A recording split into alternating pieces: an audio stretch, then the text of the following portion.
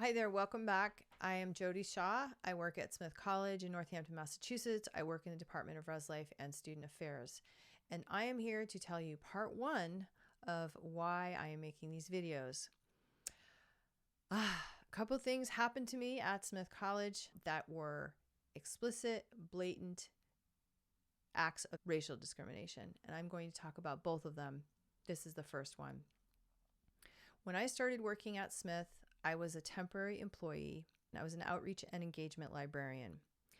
And I really wanted to get a job at Smith permanently, full time. That was my dream and my hope. And so I was really happy to have this job as a temporary librarian and a chance to prove myself. So I was working really, really hard during that first year to prove myself so that I could possibly get a full-time position. Well, lo and behold, about 8 or 9 months after I started working there, a full-time position opened. And so I applied for it. Now, in the academic world, and this being a librarian is you are in the academic side of the college, these things take a long time. They fly people in, they have a search committee, so on and so forth. So I applied for the job. Around the same time, I was tasked with a huge project, and that project was to create a library orientation for 600 incoming first-year students. So I was on it. I was like, I'm going to do this. I'm going to do a great job, and this is going to be my chance to prove myself so it'll be a huge boost to my resume if I can pull this off and do a great job. So one of the first things I did was I talked to the person who does scheduling for the overall orientation all around campus to get a venue. This person told me, you can have an entire concert hall for your orientation, but in exchange, you have to do something crazy. I don't want you getting up there and doing a boring slideshow about the card catalog. So I said, deal. And I left her office thinking, okay, what the heck am I going to do? I have a music background, and so I started thinking maybe I can do something musical. And I thought, how can I transmit a lot of what is normally fairly dry information about the library in a very most efficient manner that's musical? A rap. That would be perfect. I'll do a rap. So I assembled a team, had musicians, sound person, other people involved in making this very large event happen. And for any of you who've ever organized an event of this magnitude, it is huge. I worked way after hours, many hours over my normal hours. And again, there were a lot of people involved. And remember, I'm at this point a candidate for a full-time position in the library that I'm very much hoping to get. So about a month before the event was to take place, the incidents of July 31st, 2018 happened.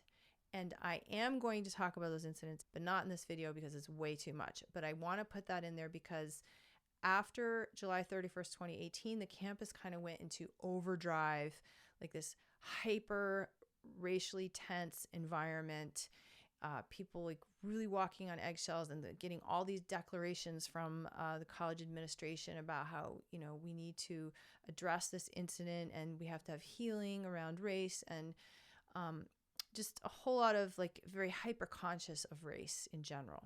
A little less than a week, like maybe 5 days before this huge culminating event in front of 600 people. I remember I had been promoted by this time. All these people were involved. My supervisor took me aside and he said, you can't do the rap.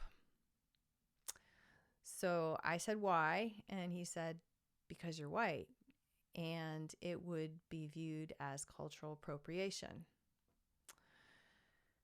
So I asked him, if I was a person of color, would I be able to do it? Would that be okay?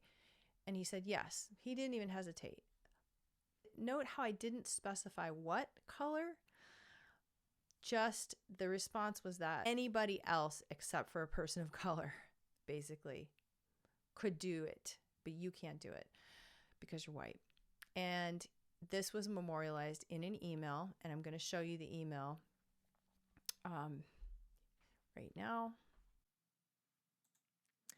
Okay, so here is the email. It was sent to me on August 30th, 2018. which was about a month after the July 31st incident. Basically, what my supervisor asked me to do was record the rap performance in a office, and then he took the video recording to go and view it with a colleague to determine whether or not it constituted a rap performance. Because if it was spoken word or patter song, then it would be okay for me to do it. But if it's rap, then it was not okay. So then he informed me, just to give you an update on our thinking. We both watched it and we agreed the best descriptor for the performance is rap. And that is how it would be perceived by students. So he's making an assumption about what 600 incoming students are going to think, how they're going to categorize this performance. We both think incorporating rap into orientation presentation to an audience of first years is not advisable. The use of rap as a medium by a white staff member and student, so the student I was working with on stage was also white, could easily be perceived as insensitive or cultural appropriation by incoming Smith students. So notice he wasn't telling me it was insensitive of me to be doing a rap or that it was cultural appropriation. He was concerned it might be perceived as such. So therefore, we're already operating out of this fear of perception, and could create a perception, there's another perception, with students that the library is not racially sensitive. So it's okay to tell a staff member, you can't do this because of your skin color, in order to prevent the perception that the library might be racially insensitive. And we don't want to reinforce the fact that our organization is not very racially diverse. So in other words, we don't want to remind people of the reality that there are a lot of white people working in the library, because that's bad. I know this was not all in your intent in creating this performance. No, my intent was just to do the orientation. Unfortunately, this summer's incident, he's referring to July 31st, 2018 there, has already resulted in students of color feeling unwelcome on Smith's campus. Again, how many students of color do we have on campus? We have a lot. 50%, as far as I know, of the students on campus are not white. So apparently my supervisor knows how they all feel at this moment in response to the incident. And especially right now, we don't want the libraries to be seen as contributing in any way to that sentiment. So here you see how he's justifying this because of the incidents of July 31st, 2018. And it's all based on perceptions of what something might be perceived and what might be believed. And it's okay to be racially insensitive to you as long as we don't risk being seen as possibly racially insensitive by these 600 first-year incoming students. So there you go. That's the email. While I was at Smith this whole first year, there was a lot of messaging about white privilege and how white people have power. It's intrinsic to just having white skin, regardless of your history or what you've been through or who you are. And so in my mind, I felt very strongly that this feels like racial discrimination to me. But I also had these little voices in my head that told me, it's really not racial discrimination because you're white, and your white privilege cancels that out, and that's not possible. And so I had all these feelings of anger and just frustration and even humiliation, because I had to go back and tell all these people, hey, we're not doing this event and here's why. And I didn't feel like I could express my anger or my irritation, because I felt like there was some shame involved in having those feelings. Like there were these little voices in my head telling me, you shouldn't be feeling angry or ashamed. You're white. Like you have so much privilege, and how dare you be upset about this? So there was all that going on inside. And on the practical side, I did think maybe I should file a complaint.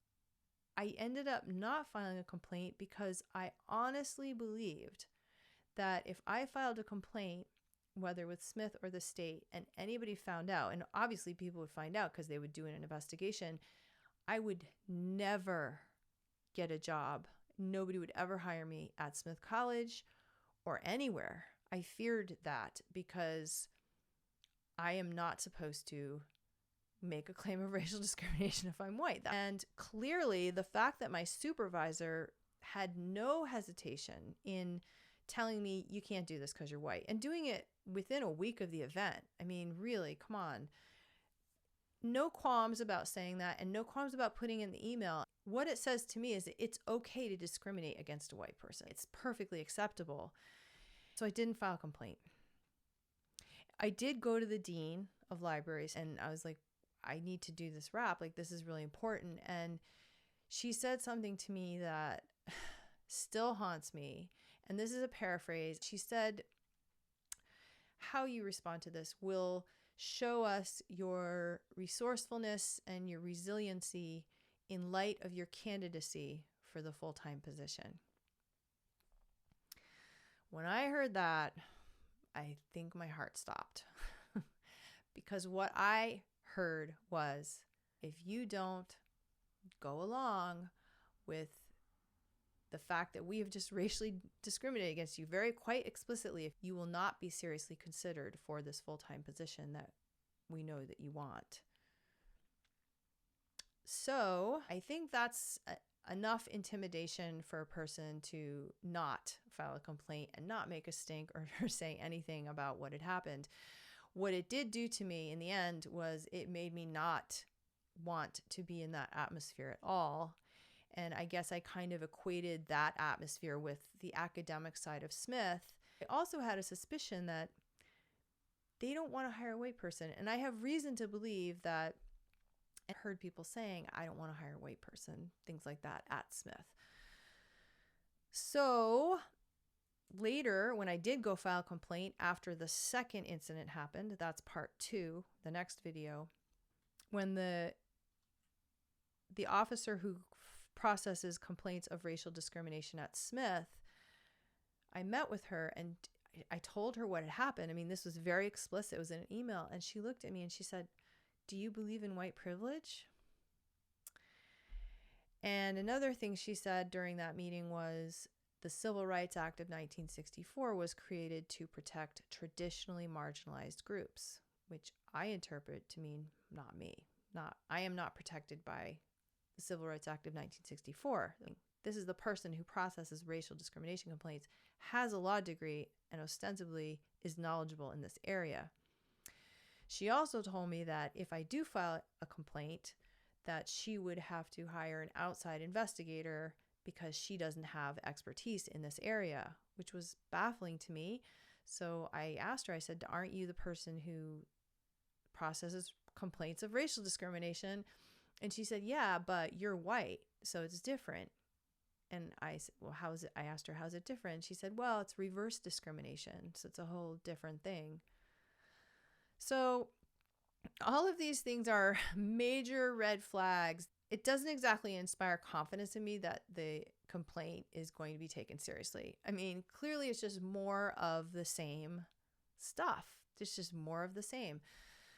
So what I ended up doing, I withdrew my application for the position. I did not want to be in this environment anymore. I did not want to, at this point, I was really skeptical of anything having to do with having to talk about race or anything, or white privilege.